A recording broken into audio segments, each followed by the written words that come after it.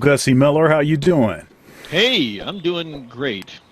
Dr. Thunder in the house. Home slice from my hometown. This is great. Yeah, yeah. Okay. So let's discuss how we know each other. Okay. So we have a mutual friend Mm-hmm. named Craig Allen, and of course I interviewed Craig Allen That's for the right. quarantine interviews series, Mm-hmm. and he introduced us one time. How long ago was that? I Maybe think that was like 3 years ago. 3 years ago. Yeah, Yeah, yeah. because I think I was still representing Sennheiser, and I think I had come to town doing Sennheiser Yeah. business, and I think you were playing at a worship service, I think, when I came to see Right, right, you, right. because our friend Craig is a worship pastor. And That's he right. said, "Hey, have you met?" And I'm like, "No, who this?" And there you were playing your heart out. Yeah, cool. So since then, uh, you have a single that's That's been right. playing on the radios and stuff. Why don't you talk about your single first? Well, I mean, it's funny you should say that because I guess I'll backtrack because the newest thing is actually a remix, a dance remix of the single, but the new single from the forthcoming record, which isn't finished yet, which is called "My Name Is Gussie." Why? Because my name is really Gussie. So it's called The Last Page, and the last page came about kind of in a strange way. I've been blessed to have been out here, working professionally on and off since probably like 1991 with a little hiatus. And then so I've met a bunch of people. There was a guy that I met through a guitar player that I know named Jay Gore, who's actually a pretty serious cat, session player, live player. Played with Mindy Bear, plays with Warren Hill and Michael Lington a lot. And he had suggested, hey man, with you being a songwriter, because he's one of my touring guitar players and played on my first record, Forever Plan. He said, you should do this show of a friend of mine named Jonathan Mention, and it's called Top Tune, and it's a songwriting show. So basically, he gets a bunch of songwriters, guitar player, piano player, whatever, people who write lyrics and melodies together, and they get them all together in a room. They typically pair them off, literally picking the names out of a hat, and then they get together, and you have to write a song in like 20 minutes. So I had been invited on the show, of course, as an artist, and then I had been invited on the show as like a guest judge. And then the one time that I was invited, hey, he's just like, I need somebody to come sing backup. What are you doing? So I came and I sang backup. And there was a guy there who is an amazing songwriter named Anthony Starble, and he got paired with a guy who is also a well-known Motown songwriter named Alan Roy Scott. And they got this song title, The Last Page. So they literally went back in the back and came up with something, and then they came back out and played this chorus, and I heard it and I thought, well, this is pretty happening.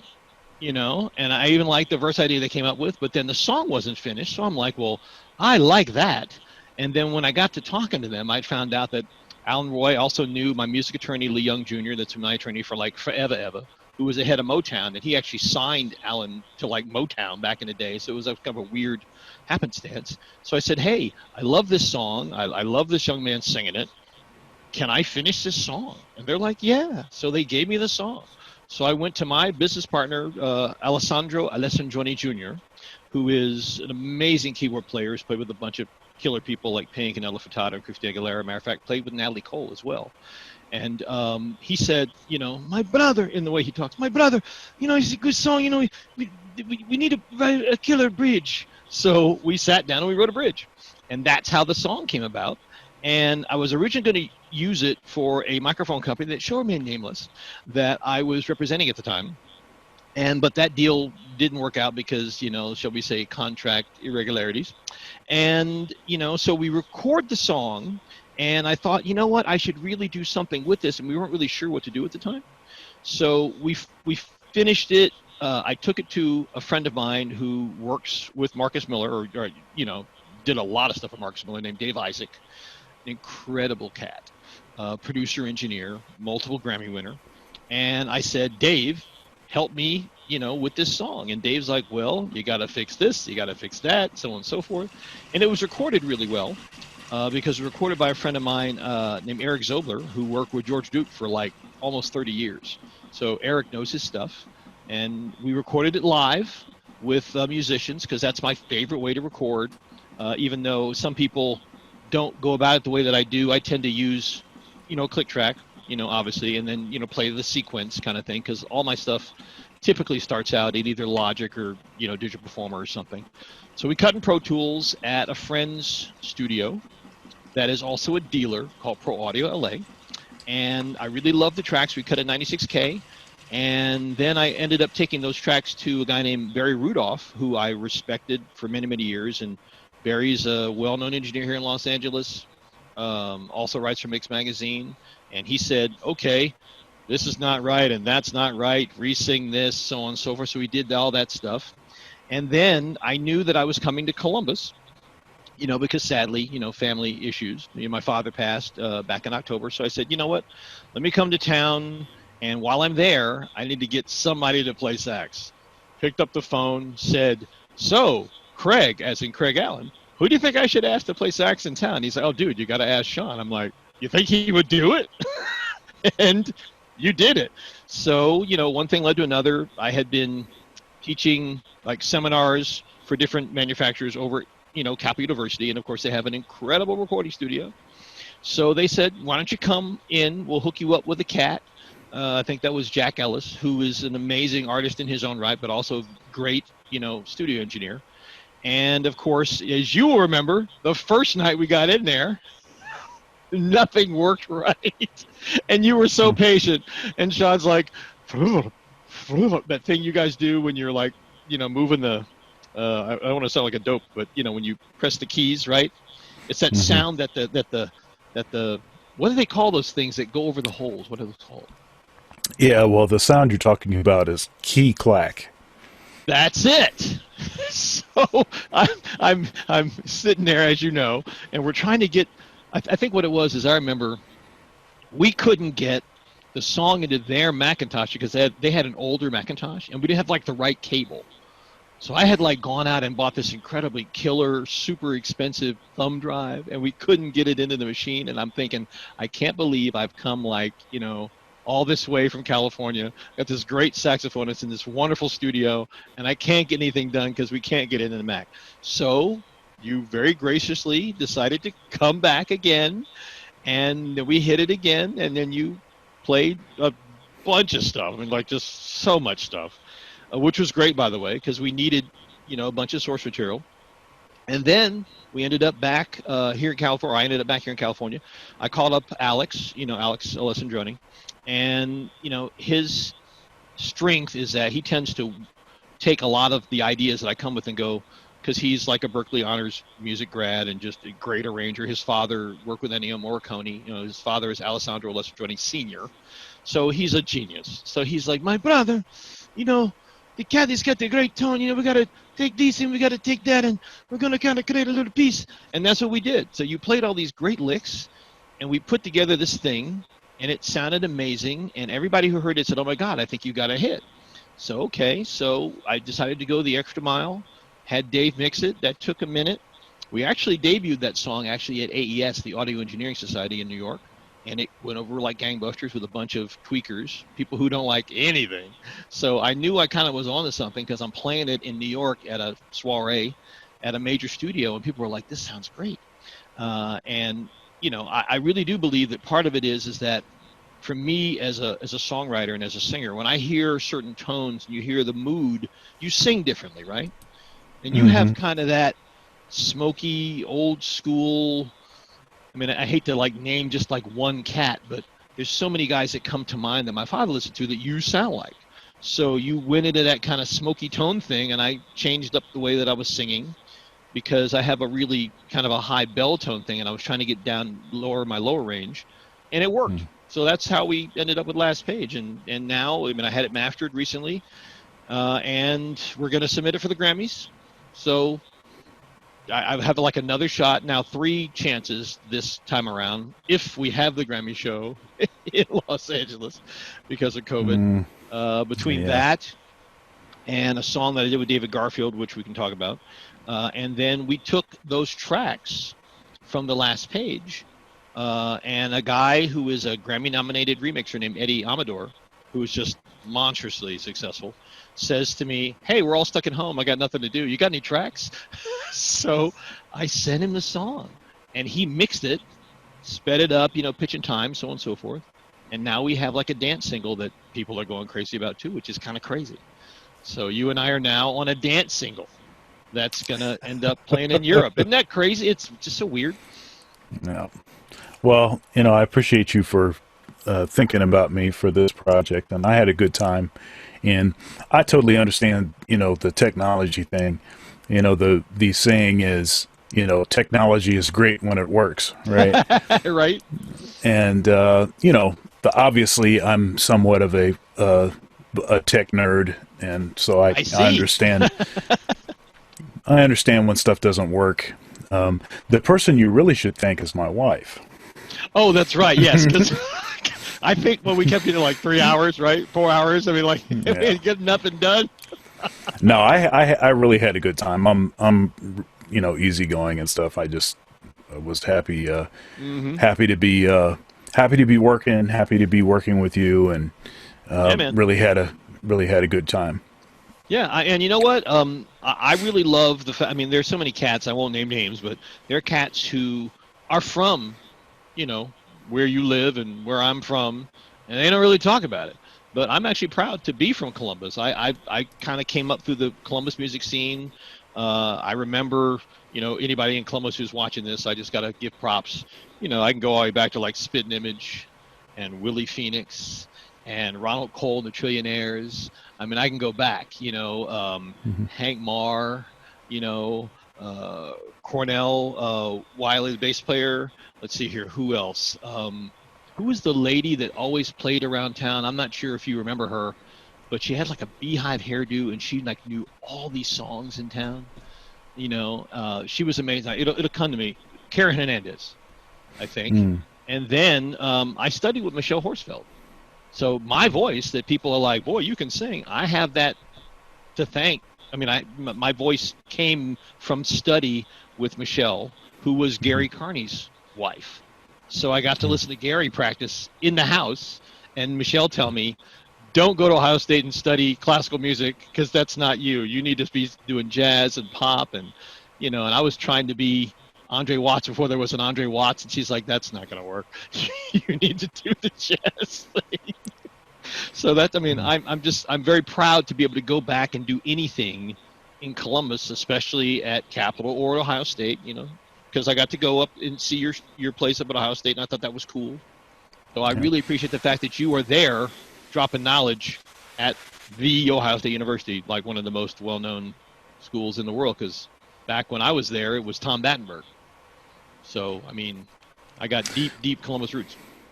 Yeah, speaking of Capital, I interviewed Dr. Michael Cox last night, and that was a good interview. Really great interview. He's become a good friend. I was talking to him about this thing that seems to happen in music in a way that I can't think of any other discipline, any other career path, any other kind of job, and that is the creation of instant friendships. There you go. There you go. And do you think that's because of the emotional intent that occurs when people play, and that heightened sense of emotionality? Is that what it is? So if I had to break it down to specific components, then I would say, especially when you play with musicians that are passionate about the same music that you are. Mm-hmm. So, for instance, jazz musicians who have listened to a lot of the same recordings, and then you get together and you play, then it's like you have this sort of way to communicate that's been instructed by the tradition. Yeah. And so when you're speaking and you're referring to certain things. It's referring to things that someone else themselves have a deep connection to. Right. And so I think that there's that. But I think it's more than just the sort of components, the pieces. So the vocabulary, the mutual experience, the... Yeah, I think there's something metaphysical. Yes, I mean, to me it's spiritual. I mean, it's like, my father, as I mentioned before, was a serious jazzer. My father played Duke Ellington's Sacred Concert, the second Sacred Concert, every Sunday. Mm-hmm. Every Sunday. Let me say it again. Every Sunday he played it. And I know all those songs backwards and forwards. I know all the harmonies. And what was so cool about that is that obviously I got a good grounding in jazz harmonization just by listening to that stuff. He played Ella, he played, Miles, he played, I'm trying to think, Nina Simone. Matter of fact, my mother went to school. My mother's from Asheville, North Carolina. My mother went to school with Nina Simone. So, I mean, I got a deep thing in there. And then, of course, jazz in Columbus, which a lot of people, I don't think around the country really know how deep the jazz roots are in Columbus. So that was a big thing. We always went to see live jazz. And then, of course, we had Ohio State. And one of the ways that I was able to draw near to my father before he passed was that, obviously loving jazz, you guys had concerts at Ohio State. So I remember one of the first times I heard you play was that we came to Ohio State to hear you play, and it was you and Jim Rupp on drums and Dave Powers on piano, who I went to school with, and I'm trying to remember who was playing guitar. Was it Kevin Turner or who was playing guitar? It's probably Kevin Turner. Okay. And that was just amazing because my father just loved it. Because when you get to hear real straight-ahead jazz live like that without paying an arm and a leg. So that was a cool thing. And he talked about it until the day he died. He just loved it. So there's that. And then Jazz Arts Group, of course. Yeah, that group that you heard play at Ohio State, that's the Ohio Jazz Tet.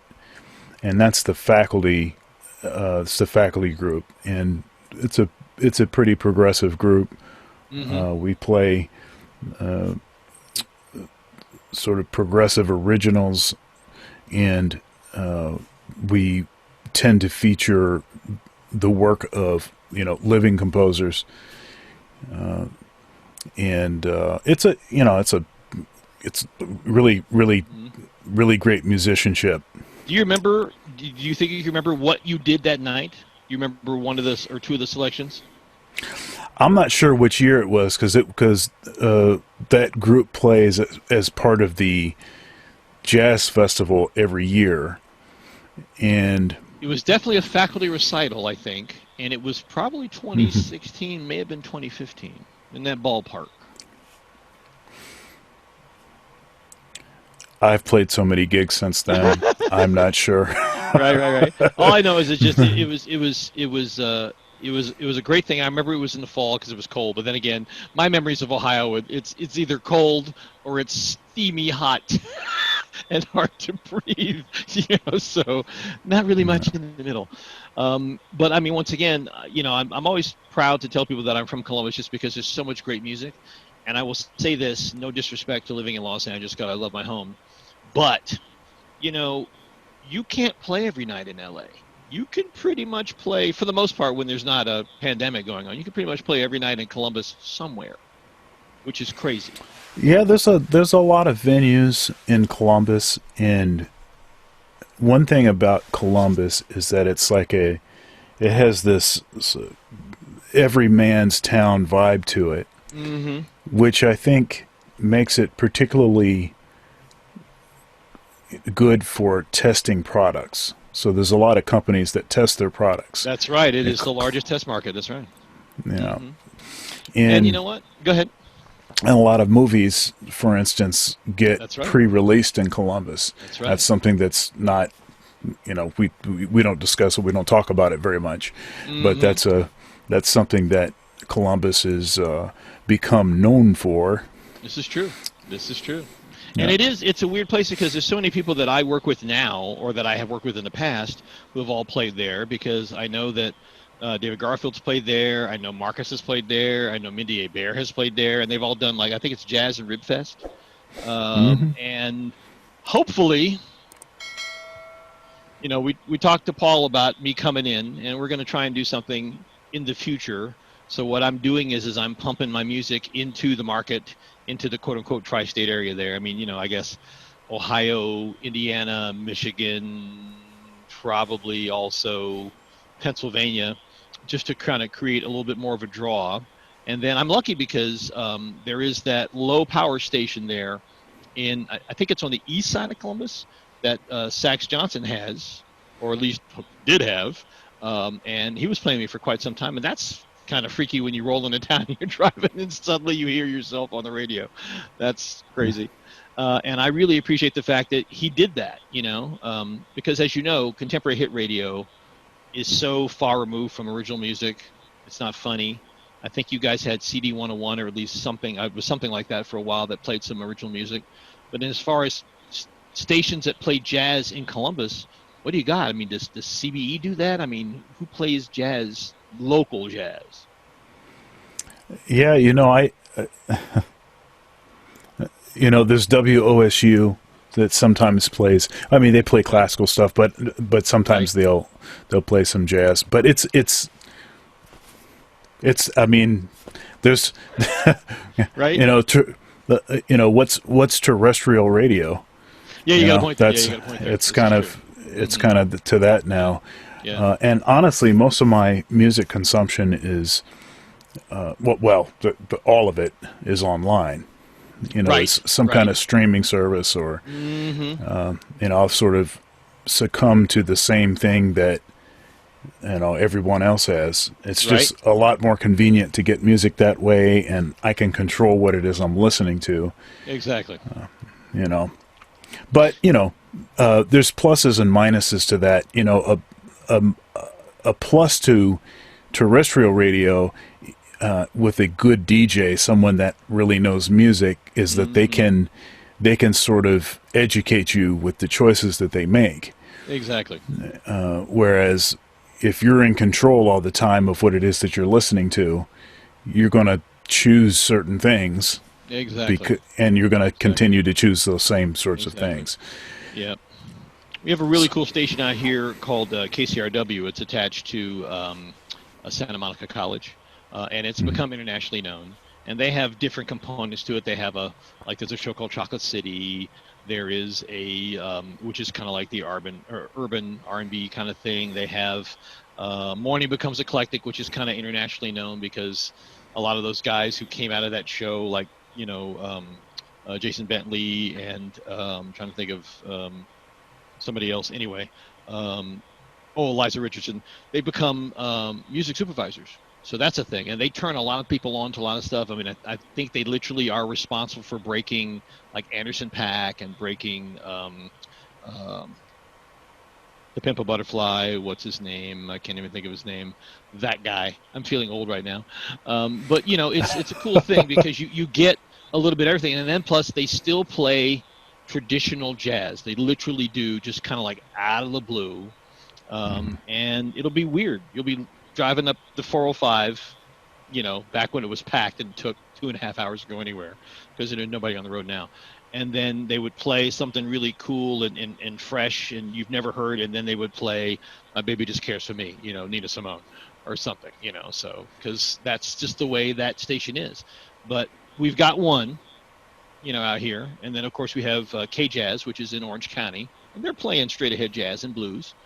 And then we got KUSC, which is classical, straight up. And then Mhm. other than that, everything is contemporary hit radio or it's rap or whatever. I mean, there's not even really an R&B station left in Los Angeles. It's crazy. So in a lot of ways, one of the things I love about coming back home is the fact that you do still have kind of a little bit of variety because, like you said, Columbus is a test market. It's kind of a melting pot. And then we've had Mhm. that weird influx of famous people who are living in Columbus, like Sir Eric Clapton and the guys from 21 Pilots, and I mean I even think what's his face, the guitar player. I can't even think of his name now. I think he lived in Cincinnati, and of course, Chappelle lives close to Columbus. So, like, I don't even know what that's about. Suddenly, there's a bunch of famous people that are living in or near my hometown. It's Well, one thing about Columbus, there's you were talking about, jazz and some of the jazz artists and things. There's a lot of notable. Folks like Joe Henderson yeah. is from Ohio. Hmm. Coltrane spent a lot of time in Ohio. That I did not know. Let's see here. It's a long list of Hmm. great musicians, notable musicians that Right. have lived in Ohio. And one thing about Columbus in particular is Columbus kind of has its own sound as far as jazz goes. There's a certain thing, a certain kind of cleverness associated with the. I did this. Hmm. What was it? What was it? Titans of the capital city or something. Tenor Right. Titans, Right. and it was something for the jazz arts group, and it was, it featured a lot of the great saxophone players Hmm. that live in Columbus, and that was a significant list of folks, Wow. and there's just a certain kind of sound and energy, Right.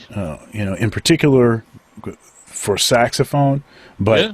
just Hmm. all musicians that Yeah, because come from what Columbus. you're doing. I know obviously Bobby has popped up, and matter of fact, Hmm. I think he was nominated last year, and Hmm. he was out here. Basie band, yep.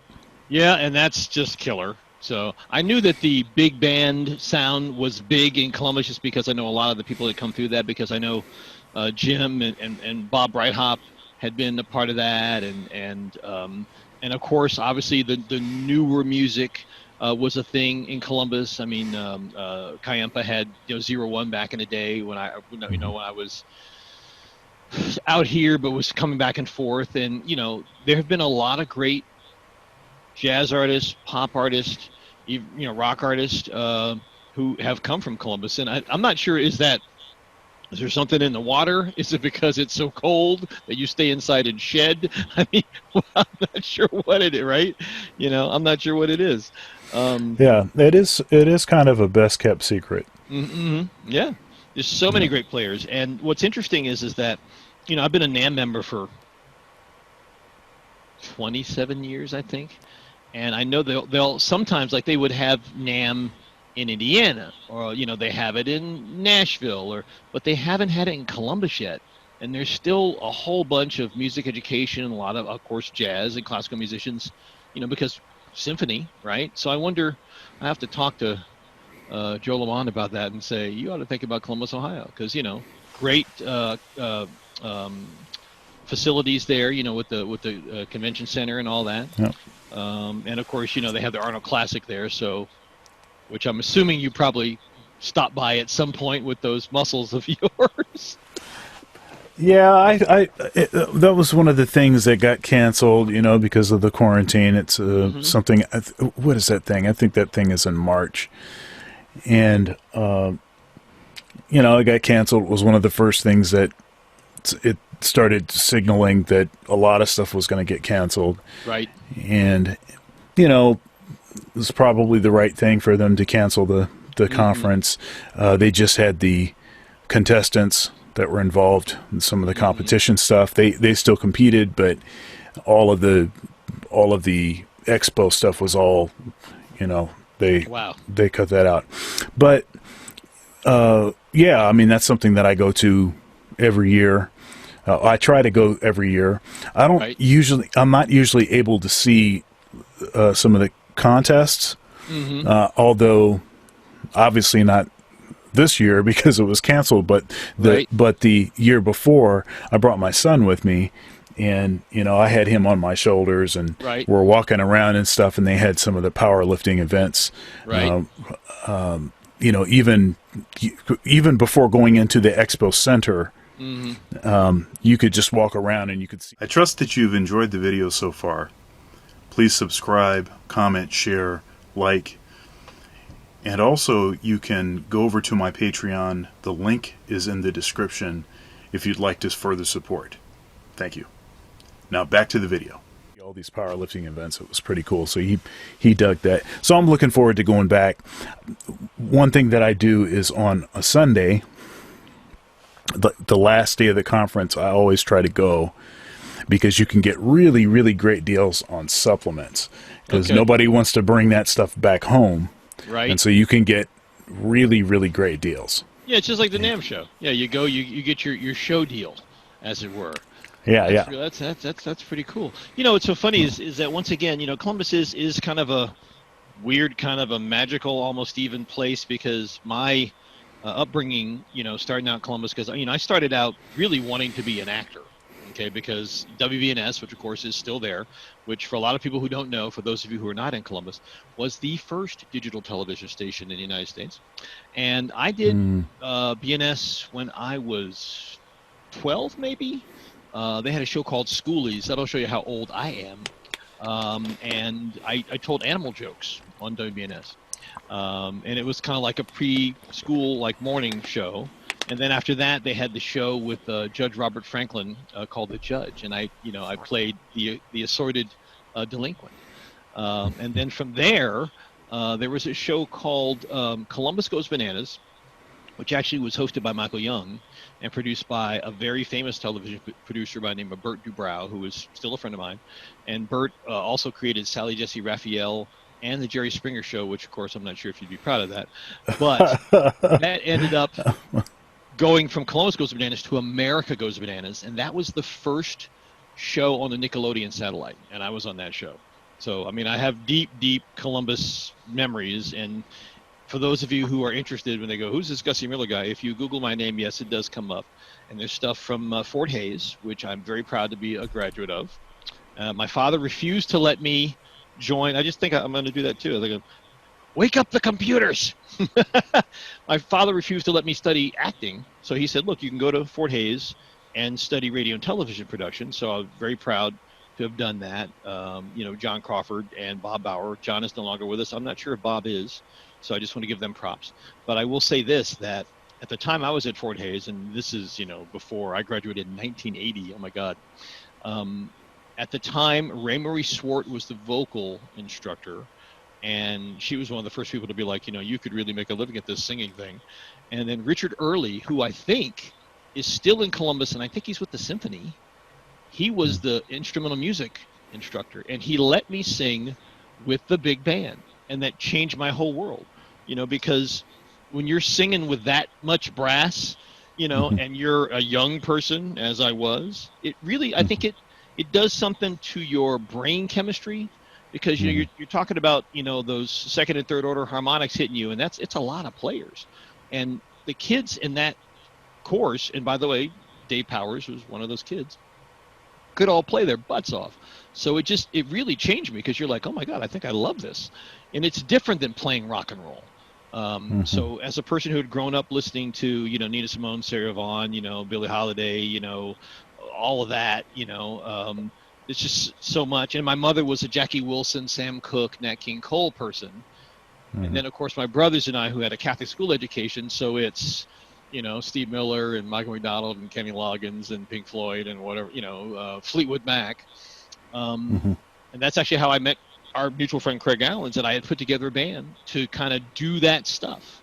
And I became known as that guy who, well, you know, I know he's black, but what an interesting voice, because, you know, they were surprised to see me singing some of the stuff that I sang, because I had such a wide, you know, influence thing. So that's one of the things that I have the fondest memory of being in Columbus, and just, you know, getting kind of like the mechanisms of what I do now for a living out here in Los Angeles is, you know, you work with great musicians. Sometimes you're doing live stuff. Sometimes you're doing studio stuff. And by the way, since we are talking about Columbus, I have to give props to Amerisound Recording Studio, because the owner, Dan Green, was also one of those people who said, you can sing, you should be doing this. And once again, I think the mentorship thing was so huge for me. And that's one of the reasons why I think, you know, I have fond memories of being from Columbus, just not the cold. So there's that, I'll tell you though, the last Mhm. few years it hasn't really gotten that cold here. Yes, Um, and depending upon who you talk to, there's several, opinions about that. But I was, I'm sure you probably know this from digging in my past. I was a NASA audio engineer, so I mhm, have spoken to pretty much every climate scientist in the world because they would bring them to the Jet Propulsion Lab. And when you're mhm, recording those things, for me, I never had a problem falling asleep because if we weren't doing something earth shattering like a launch or a landing, some of that stuff could get pretty boring. But the climate science stuff never did, just because mm, you learn so much about how things work. yeah, So loved it, loved it, loved it, loved it, loved it.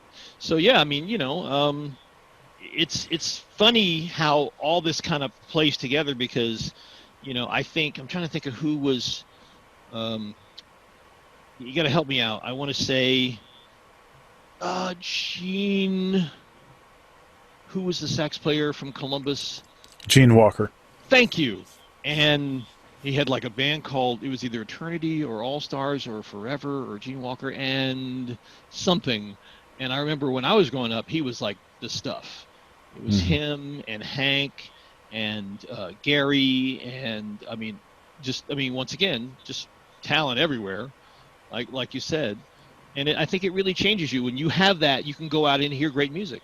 That's the one thing. Sadly, we have Kamasi Washington, who of course is from here, who is just bananas, incredible.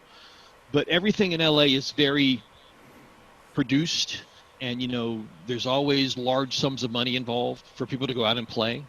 Very seldom can you just go to a spot and hear great music. They're kind of dying out here. I mean, I'm not going to knock my town, but used to be a place called Cafe Cordial, which was on Ventura Boulevard in Sherman Oaks, and you could literally be there in like a cover band, and Al Jarreau would walk in, or Lee Ritenour would walk in, and they would sit in with you. It was like great places to play. That's gone. Well, Um, in a matter of speaking, mhm. this since we're still kind of towards the tail end of this quarantine, it Mhm. seems like that's kind of the story everywhere, right? Yeah.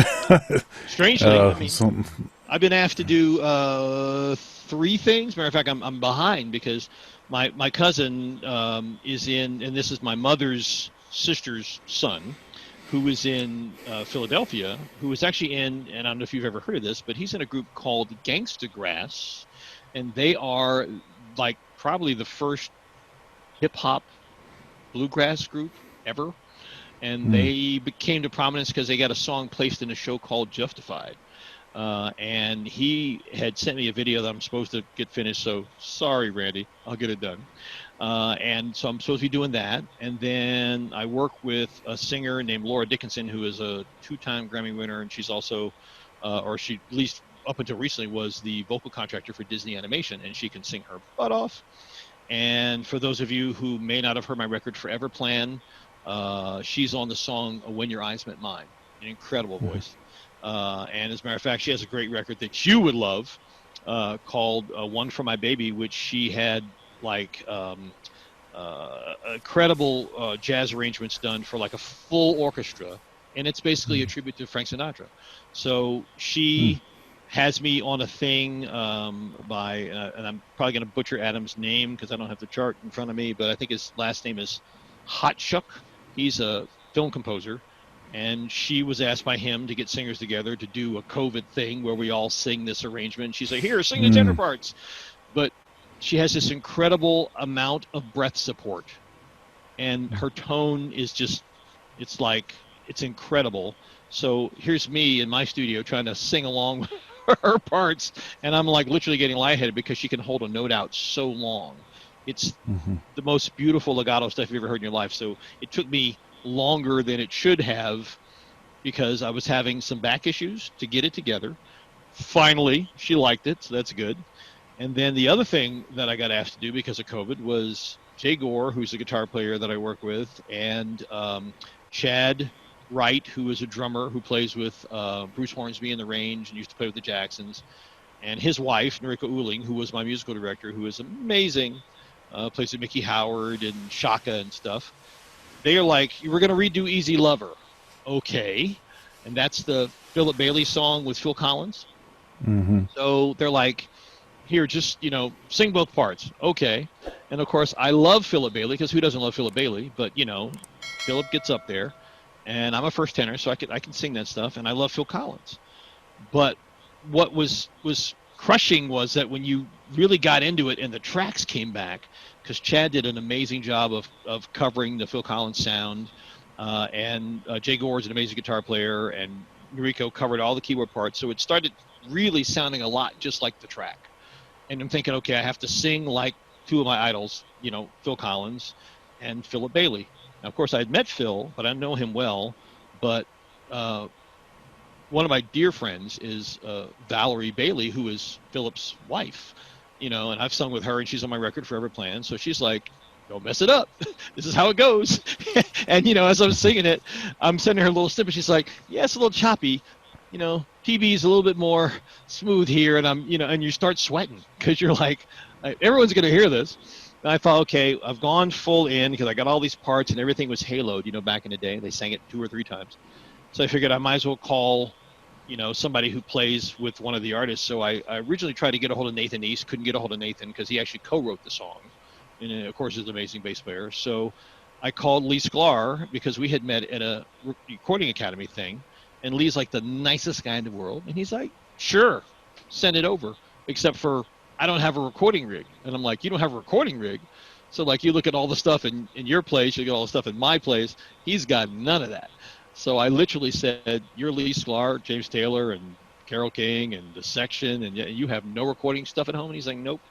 I come home, I pull weeds, I sweep up dog poop, because he tries to be as normal as he can, right? And I'm like, okay, well, if I got you an interface, can you do it? He's like, sure. So I called SSL, Solid State Logic, and they're like, sure, for Lee, of course. So they gave me this new interface that they have, which is the super analog part. It's like a 2-channel, like part of a giant SSL console. And I got him some software, took it over his house. We hung out. We laughed ourselves silly.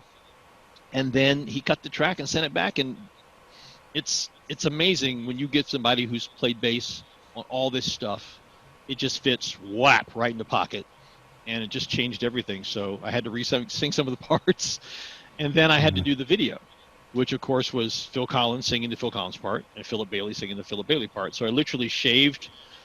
First of all, I grew a beard, which I never grow a beard, and then I shaved part of it for the Philip part, and then actually, I think what I did was I did the Phil part first, because Phil sometimes has a beard. And that was like painful for me, because I have like really sensitive skin. And I put on 2 different clothes, and you'll see it very soon. And I'm hoping that, people are kind, in the comments, because it's going to be quite a thing, because, everybody's in their little box. I don't know if you've done one of those yet, where everybody's playing together. Yeah, I've done a few with my good buddy Chris Johnson, and I interviewed him for this series. Also, we've done, I think I've done like 4 of them, and actually he's going to email me some music to start working on one for tomorrow. The whole thing was new to me, because for me in my life, especially, because I don't know if you know this or not, but a lot of my living for a number of years, when I got divorced and it was kind of messy, and custody, ended up being a single father. Okay, so it's me, our son, and our daughter. Came back and forth, so that was expensive. So I had to do something. So I went whole hog into television production. And to date, I've done about 17 different television shows, but did Nickelodeon shows, Disney shows, have a pretty long IMDb. And it came down to, all right, I'm getting tired of seeing people who can't sing. So in 2016, we finally got Forever Plan done, which literally was started. We actually tracked it in 2012. And that was, Herman Matthews on drums, Bobby Watson, who is incredible. And that was like a fluke, because I had wanted a friend of mine to come and play bass, but we couldn't come to terms on the rate. Won't call his name, but a major cat. And then Jay Gore on guitar, and basically we cut it live like you do, old school, and at Universal Music Publishing. And then literally it took 3 years after that to really get all the stuff on. And then I have to give props to Mike Fennell, who runs the studio down there and hooked me up with Universal Music Publishing. And we mixed it. And then, of course, one thing led to another. And I ended up on the Grammy ballot with Chance the Rapper. And, of course, you get run over like a Mack truck because it's Chance the Rapper. And nobody cared about anything else except for that year. So who knows? So now I'm at the stage of where, I'm trying to kind of find my footing to say what I want to say in the quote unquote sophomore record.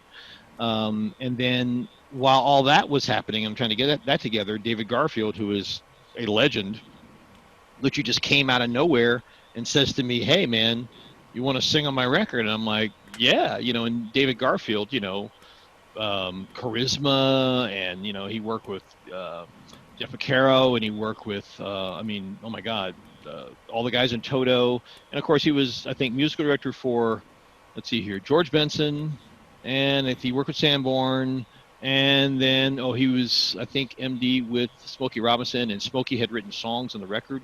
So I'm thinking, okay, me, Smokey Robinson, Michael McDonald, Jason Sheff from Chicago, Alex Leaderwood from Santana, and me, and I'm thinking, okay, well, what song do you want me to sing? So I start spitting out all these songs, and he's like, "Nah, I want you to sing a Tom Petty song." I'm like, which Tom Petty song? And he's like, "I Won't Back Down." I'm like, "Me?"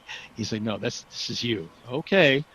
And I didn't get it, but go figure. It turns out to be real successful, and, I sound good singing it, and people love it, and chances are it'll be just my luck. My first Grammy, like actual Grammy award, because I've done work with Grammy artists, obviously, but my first Grammy award will be a song I didn't write.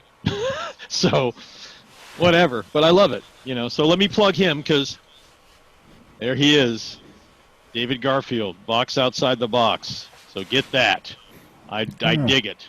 It's a wonderful record. I'm very excited about it. And just since we're here, here's Forever Plan. There you go. So you can see what that looks like. And I'm tickled pink to be doing anything. And all the way from the time of when I first moved to LA, actually before I moved to LA, when I worked with Gino Vanelli, I found that if you put the work first and you didn't worry about the money, obviously I got paid, but if you put the work first, eventually the money would come. And I've been lucky enough to be able to do that because of TV. So I always had like a side gig.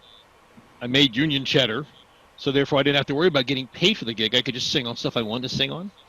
And now I'm getting all these great offers because of doing the work with people that I've admired, obviously, my whole life. And then, of course, I can't neglect to mention Marcus Miller, who, I worked with for almost about 10 years. And, I literally started out working for Marcus when I was representing TC Electronic. I was in Germany, and he called me because his 3 other technical whiz-bang, all Grammy winner guys were all busy. And I'm like, "And you want me to come and do what?" And that was M Squared. So I came home to work on M Squared with him, and he gave me the, technical support, credit. And, of course, that made me money because it's Marcus. And then after that, started working with him in the studio, just doing technical stuff, whatever, blah, blah. And, of course, he knew I could sing. But just out of the blue, one day after maybe 3 years, he's like, "Here, sing this." And I was like, okay. And I go in there, start singing it the way I sing. He's like, "Nah, we're not starting like that. We're going to use your falsetto." And he's like, "Think Shy Lights." Okay. And truth be told, he actually is more of a fan of my falsetto than my full voice. So that's how I ended up in I Think I Love My Wife, which is, the Chris Rock movie that I'm featured in, because he's like, "Say it like this." And, of course, when you're standing there in front of Marcus and you know that you're standing where Luther Vandross stood or Shaka Khan stood or Al Jarreau stood or, all of Take Six, and I worked on a Take Six record with him, you just kind of freak out, because you're kind of like, oh my God. And then, Dave Isaac, who is an amazing engineer with probably like 20/20 hearing, literally the best hearing of any engineer that I know, the best mixes that I've ever heard, started asking me to sing on his stuff. So you get this kind of schooling, and, you always thought you knew what you were doing until you're like working with people who really know what they're doing, you know. Mm-hmm. And then it's like, okay. So yeah, it's been a blessing. It really has. I'm thankful to God, and I'm thankful that I'm still healthy enough to enjoy it, you know. Mm-hmm. And it really just has been literally. I have worked with everybody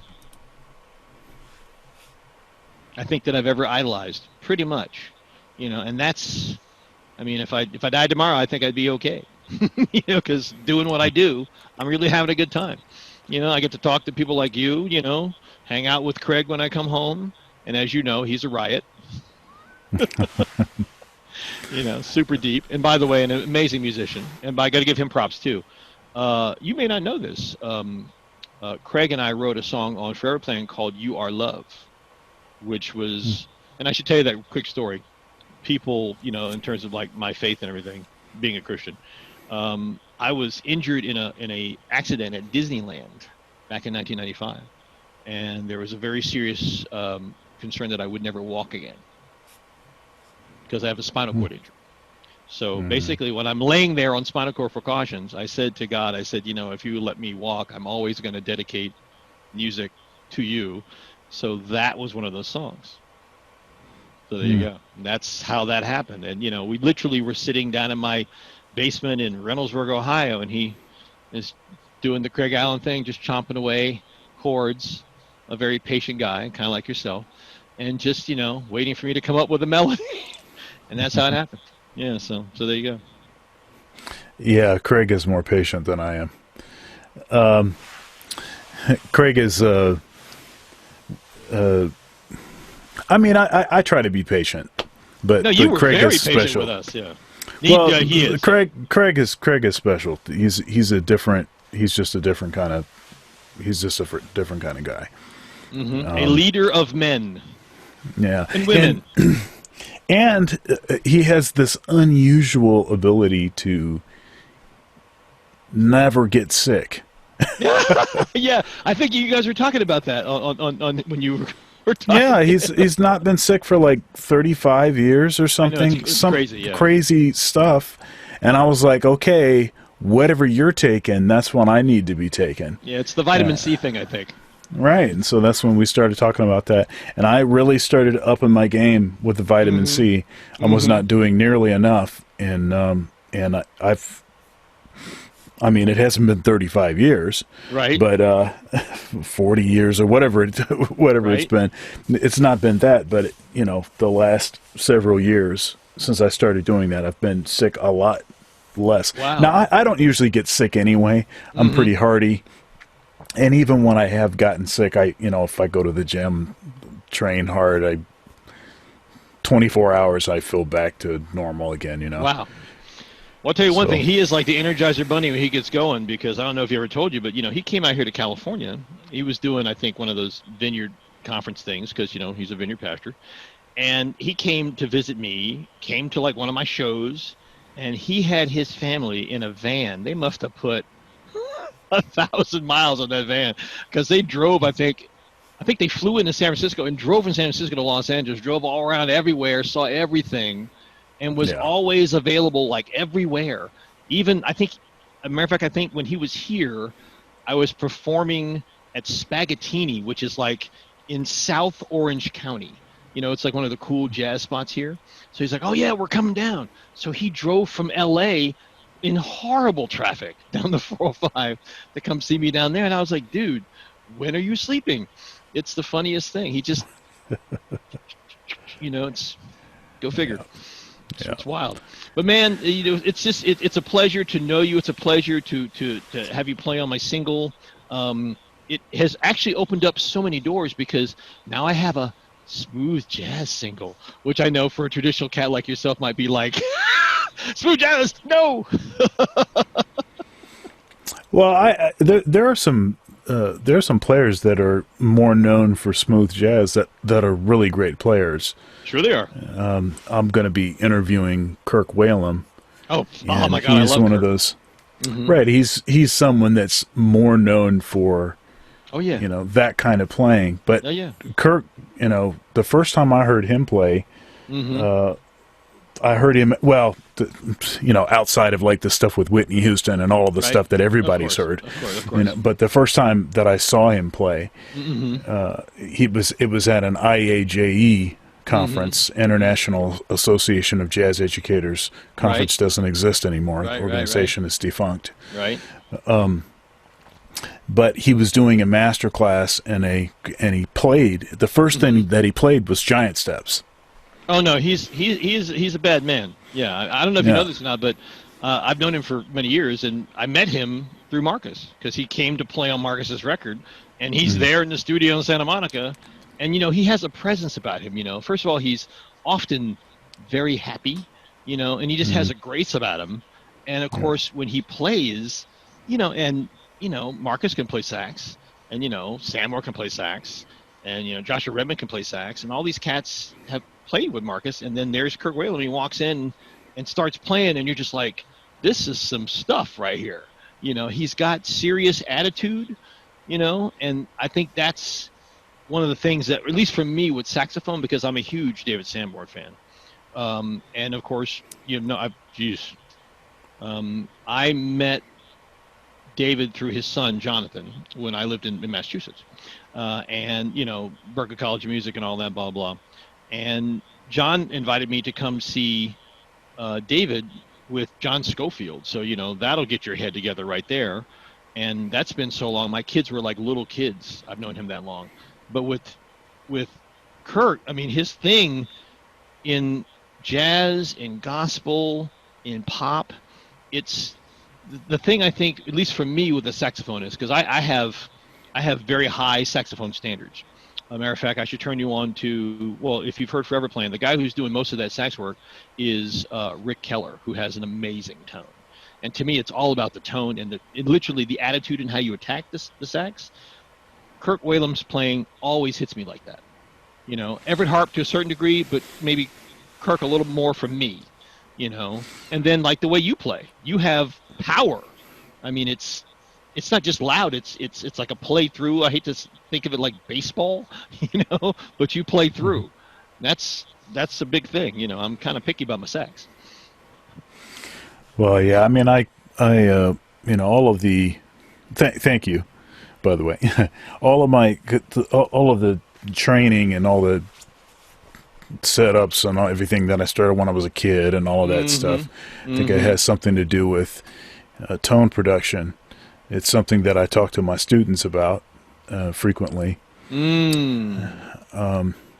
But, talking about Kirk,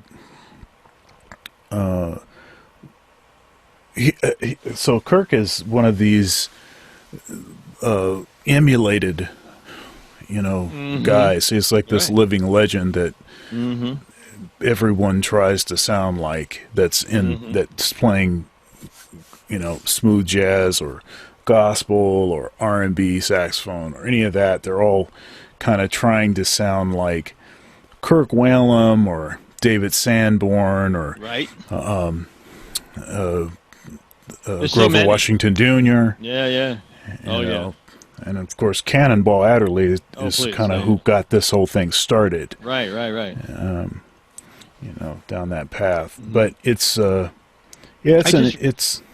just remembered, didn't mean to interrupt you, but it just came to me to give respect to the originators. Your sound reminds me of Lester Young. So well, thank you. Now, I want to ask you a little bit about growing up.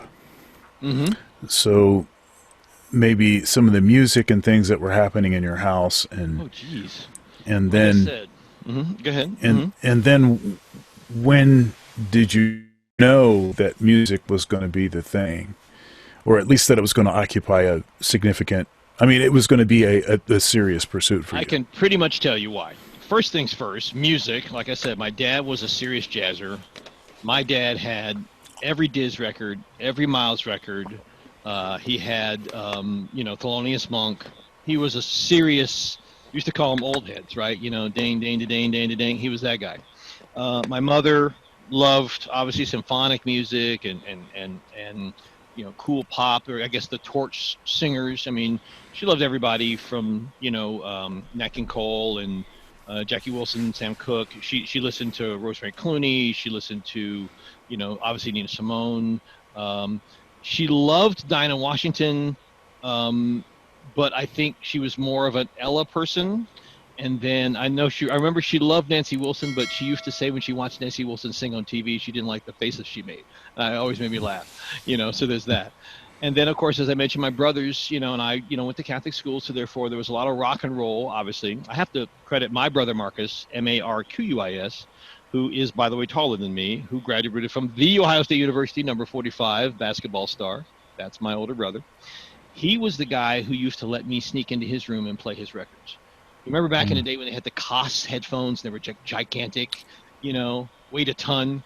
I would sit in his room and listen with my eyes closed to, Boz Scaggs and, like David Samwer. I wouldn't have known who David Samwer was if they hit me with a brick until my brother turned me on to, I think it was either As We Speak or it might have been the one before that. And then I think Michael Cimbello had done his song with David, and it just changed me. Then I have to say, obviously Stevie Wonder, which like John Sanborn and I joke about, Stevie's kind of like the fountain of all pop music. He kind of encompasses so many things. So between Stevie and Kenny Loggins, quite frankly, because I was working a summer job for the county of Columbus, Franklin County. Got confused there. And we were like painting walls or something, and there was like this really beautiful, mature lady who worked in the office. And I would come in and ask, and you'd kind of stare at her because I was, I don't know, 16, 17, whatever. And she had music going on. I said, well, who is that? And she said, well, it's Kenny Loggins. I'm like, Kenny Loggins. And I remember hearing it because it was the song Love Has Come of Age, which Craig can tell you about. We used to play that song. And it had an intro in 12/8. And after I heard that, I'm like, oh no, this is some killer stuff right here. And I was like, because it was jazzy, but it was poppy. Because George Hawkins, God rest his soul, played bass on that. My friend Tristan Bowden, who's an amazing drummer, was playing drums on that stuff. And something about that changed me. So I kind of decided at that particular moment, especially when I was singing and studying with Michelle, because by that time I already had my own car, so I could drive myself to vocal lessons. I wanted to sound like a cross between Stevie Wonder and Kenny Loggins, because I thought those are like the two best voices going. They could kind of sing anything. I had sung "You and I," the Stevie Wonder song, at my brother's wedding, and it's tough. When you're singing for a black wedding crowd, they're brutal, and that went over well. So I think, okay, I think I can do this, because I can sing in that range. And for me, it was like my parents had this fireplace that my father's best friend had built with his bare hands. And my parents, who used to dance all the time, would go out on the weekend. My brothers were already in college at that particular time, and I'm at home by myself. So I would get on this kind of like, where you would put the logs, and they always had like magazines and stuff. It was kind of like a little precipice, and I called it like my little stage. So I'd clear off my little stage, and you'd take the lights that were pointed at the paintings, and I'd kind of pull them down, and I would crank up my father's stereo, and I'd put on Stevie or Kenny Loggins or Michael McDonald at the time, whatever, and just sing to that, and thinking, this is great. It's kind of exhilarating. So I think that plus, let's see here, my aunt, my father's aunt, Juanita, was a high school music teacher and choir director. And that's when I knew I had really, really good pitch. Some people say it's perfect pitch. I like to think of it as good relative pitch. Marcus Miller and I joke about that. And that is where she would stand me up in front of the choir, and she would make me sing all the parts, alto, soprano, tenor, bass, because I knew them. And she would be like, teach the choir the parts. My uncle, James H. Miller, who they called Blinky, who was my father's brother, was a music teacher in New York school system, also taught at the college level, Hofstra and Five Towns College. So I had a lot of music around me. My mother sang and played piano. So it's kind of, it's kind of in you at that particular point. And of course, my father, who only told me I could sing 3 times in my whole life, was very particular about that's good, that's good. And he would just, like I remember the first time I had my mind blown, and you'll get a kick out of this being a saxophonist. Rashawn Roland Kirk had come to Columbus, and my father was like crazy Rashawn Roland Kirk fan, and I had Mm-hmm. never seen anything like that in my life. Um, and he, of course, played like with 2 horns. I think he played one like with his nose or something crazy like that. That changed me, and I thought, the lights and the sound, and I think it was at Veterans Memorial. At that moment, I kind of knew, I think I want to do this. It just kind of does something too. It just kind of changes you. Um, and then I think, let's see here, it was a pivotal point. I would say probably my first road band when you get that adulation and people are digging it, and then you get a check. You're like, why not? That's when I knew. The songwriting thing I think came about maybe a little bit later, but there were flashes of it in Columbus because, as you know, Columbus can get cold and can get a little gray. So I kind of retreated into. There was a thing called what was it called? It wasn't. This is before the 80-8, which is the 8-track half-inch, no, quarter-inch recorder. There was a cassette recorder. I think it was called the 144, and I had borrowed that from a friend of mine, and just started futzing around with it, and that kind of got me into the recording thing. And then, of course, I mentioned Amerisound. That goes way back. Oh my God, they had an 80-8, the 8-track, and I remember there was an engineer named Bruce Helmink. And Bruce and Danny Green, because Danny was married to Sally Fingerette at the time, who is Big Mojo in Columbus. And this is before I had met Donna McGavro, who, of course, is also Big Mojo in Columbus. And when you see those people sing and play guitar and write those beautiful songs that they wrote, I was like, I want to do that, And that's how it kind of hit me. It just, you have that much music going on around you in Columbus, Mm-hmm. it changes you. And that's it. Now, you talked about a project that you're working on. So, the last page. Oh yeah. Is a single, and then right. so you're working on a project, a full length project, right? Trying to finish, the second record, and I'm lucky to have in Italiano, I mean, Buen Fratello, Alessandro Alessandroni, who basically kicks my tail all the time. My brother, we got to start working on the new songs. So we were blessed to, I go to NAMM every year because I have clients that I represent or companies that I'm endorsed by, like, Mark the Unicorn or Ultimate Ears, or my UE shirt. And you go and you'll meet people. So I met several people at the show who were like, oh my God, I love your record, love your voice. Will you write a song for me or will you produce me? So we started doing that. And right before the whole COVID thing hit, we had a client that said, hey, I want you to write some stuff for me. So Alex and I started writing stuff for that. And he's like, my brother, if she doesn't like this song, we'll just use it for your record. So we kind of started chunking through it.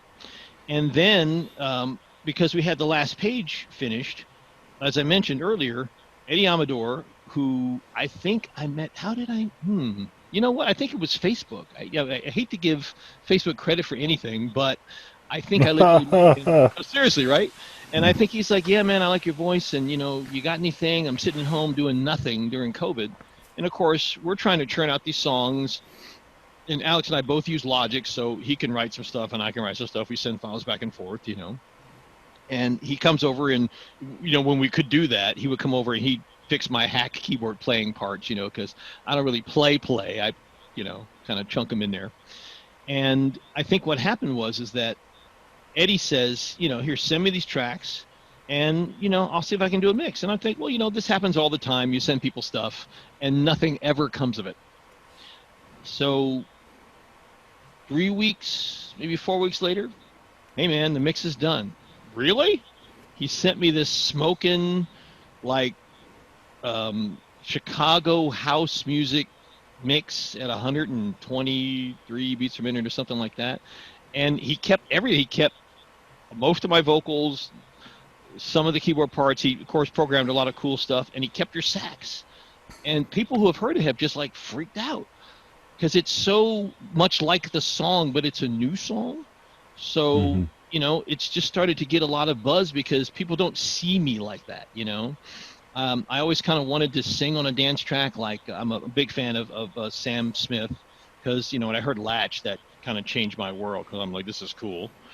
My brother Marcus is a huge Chicago house fan. And of course, he's friends with Steve So Curly, who is, Grammy winning remixer. And Silk and I had talked about doing stuff in the past, but it never quite came to fruition. So when Last Page, the remix, which by the way is called A Spiritual Thing, because Eddie is also a Christian, and he's like, man, this is a God thing. We got to make this thing happen. So we started getting on the phone, hello, Koinonia, blah, blah. And he's like, let me drop it on you. And without getting into specifics of the deal, he blessed me abundantly. So my life has been changing pretty drastically because people overseas are just going bananas over this song because of the tempo. The tempo and style that would never in a million years come out of me. So obviously I want to do a little bit more of that, but I don't know a lot of those people, so I'm starting to reach out to them. And when you're me, I'm a pop artist, but I love jazz, but I also love a little country because I love acoustic guitar, but I also love dance music, so it's going to be an interesting record. But Forever Plan was like 16 songs. I think I'm going to keep this one to 10, maybe 11 songs, maybe 12. And the two remixes will definitely be dance tunes. And I want to do something with strings. But as you know, when you don't have a label and you're trying to fund that, even out here where you can get great string players in Los Angeles for not that much, but it can still run anywhere from $4,500 to $7,500 to get a group of great string players. And then you still got to rent the studio, right? And then you have to have an engineer who knows how to do that. And I'm blessed to have some great friends. Like Al Schmidt's a friend of mine. Matter of fact,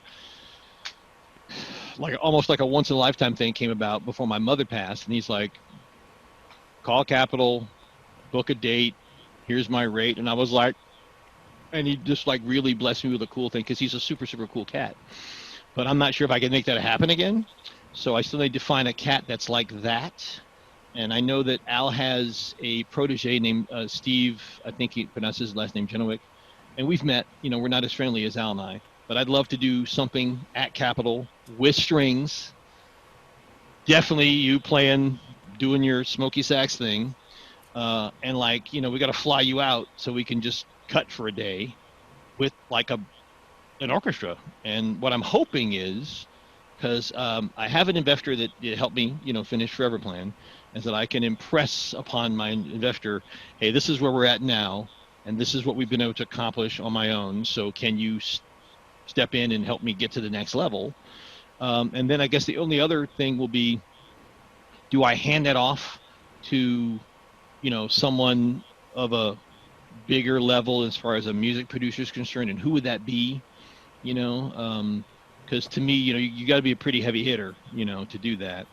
I've thought about approaching Marcus about it. He's talked about doing like an all vocal record, but right now he's doing a new record with Jonathan Butler. So, and Jonathan Butler, right? So we'll see. I'm hoping to get it done. Won't get it done this year, I don't think, because all of the COVID thing just kind of threw everything awry. I know I'll get it done before the end of 2021. But I think because, as you mentioned, everything's online and everything is streaming, so I'm probably going to do a single at a time. Yeah. And then if I get a chance to cut a bunch of stuff all at once, then we'll do that. But it'll still probably end up coming out one song at a time.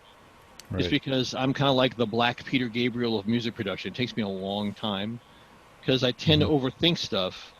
And what I've learned to do project-wise is be smart and hand it off to somebody else who can engineer that I respect. Because I can engineer, I can engineer my butt off.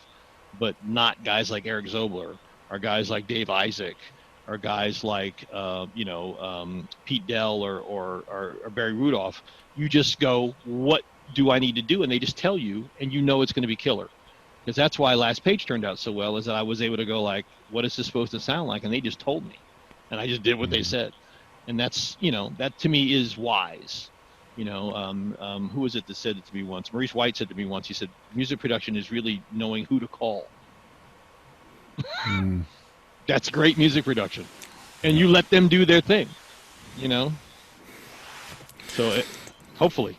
So yeah, that's the new project. If I can get there.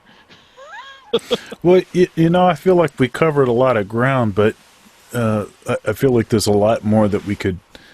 We'll do a round two. We'll come back. You give me some specific questions. You can hit me with those, and I'll stick to those.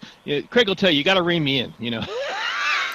Well, I mean, part of what's going on with this show is, I mean, it's conversations. It's intended to be conversational, organic, and to go wherever the conversation goes. I have a few things that I like to ask folks because I'm interested from a research perspective. I'm interested in certain things that happened to different folks and how that impacted their music or impacted their becoming what they've become. And one thing I've noticed is that there are certain things, although all of the stories are specifically different, many of them are generally the same. You have to have certain events happen. You have to have supportive, a supportive situation. You have to have been exposed to the music. You have to have someone that, encouraged you to pursue that. I've noticed that public school programs, playing in church, different kinds of playing outlets when people were young. Yes. There's all these kind of things that are pretty common events that I've noticed. And so I like to ask certain questions that are similar to sort of suss some of that out. But the rest of it is all just about what's going on. Yeah, if you hit a few of those in there. You mentioned even church. I mean, there's so much of that. But strangely enough, because like I said, having a Catholic school education, I'm not going to knock the Catholic school music thing, but my worship music aspect, church music thing, didn't really jump off until I came to Los Angeles and joined First AME. Because you join a big, giant black choir. I'm talking Joe Westmoreland and Charles May.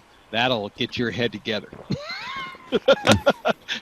Just woo, and that'll also change you. And short story is that after my accident at Disneyland that incapacitated me, that's literally the church that put me back together, because it was like just going and walking and moving and being in pain.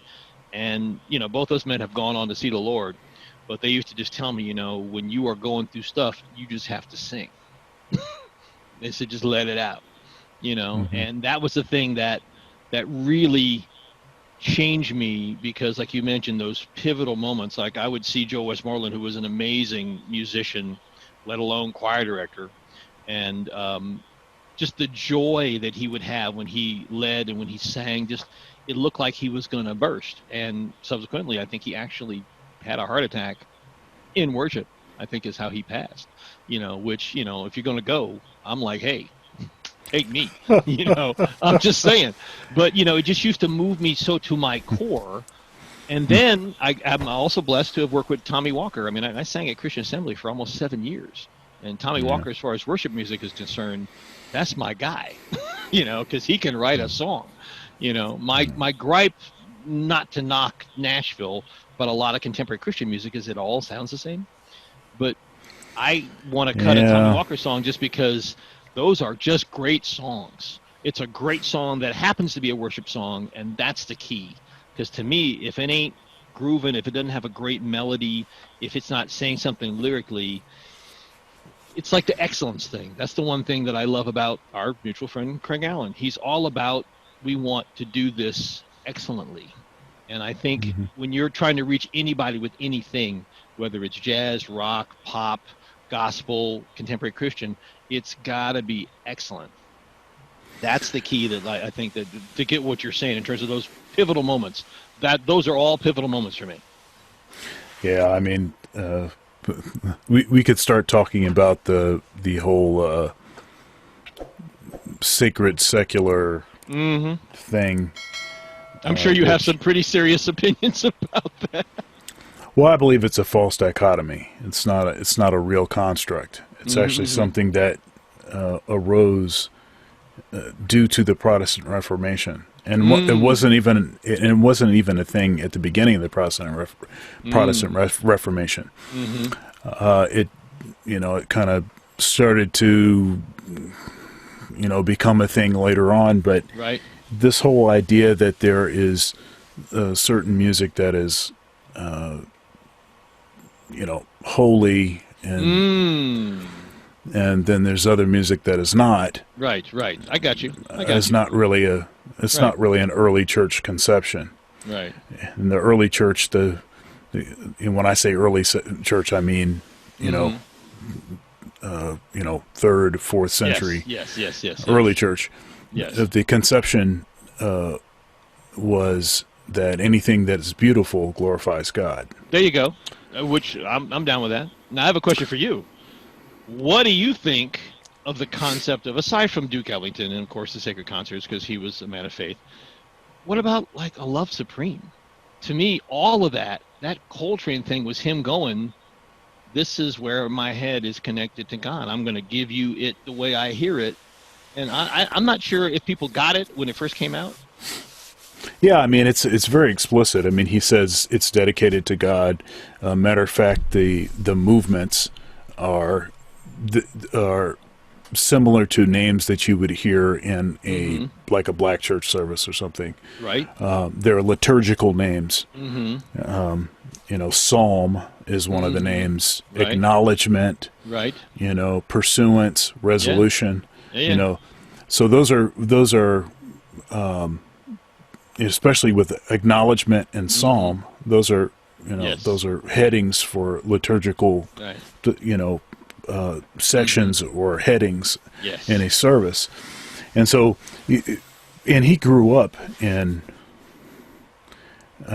he grew up in a church environment and Mm-hmm. kind of a Pentecostal kind of thing. So, yeah, I mean, a lot of that stuff sort of. I mean, he had a composition called "The Father, the Son, and the Holy Ghost." There you go. You know, Mm-hmm. so he's very, very spiritual. Probably my biggest influence as Mm-hmm. a musician, and powerful, searching Right. spirit. He was always improving, tweaking. Always He searching. practiced Yeah. like crazy. Mm-hmm. I mean, yeah, we could go on and on and Oh yeah, on because it's a deep about well. Coltrane. All I know is let But me yeah, tell you this. Like I mentioned, my father. Other than Duke Ellington's second sacred concert, he played that record to death. And my father was definitely not, shall we say, a churchgoer in my formative years. Literally, we could like had to drag him to mass. And then my mother finally got him to start going to church with her later on, and of course he became extremely faithful later on. But every Sunday he would play Love Supreme. He would play his Second Sacred concerts, and then of course when What's Going On came out, he would also play that. I'm not even sure how that worked in there, but he would play. There was always Marvin. There was always those three records, and he would literally walk around the house and do the old man shuffle, with the snapping of the fingers and all that. And I think in a way that was almost like a liturgical thing for him, that it connected him to his faith.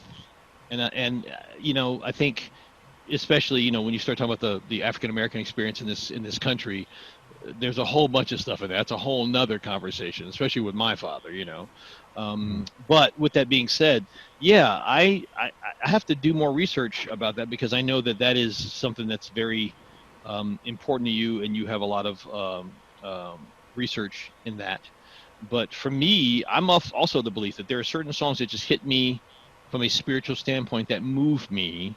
And I believe, like you said, any song that, is meant in that way to Yeah, yeah, whatever is beautiful glorifies yeah, God. yeah, there you go. And That is a very simple way of putting it. and as Mavis Staples famously said, the devil ain't got no music.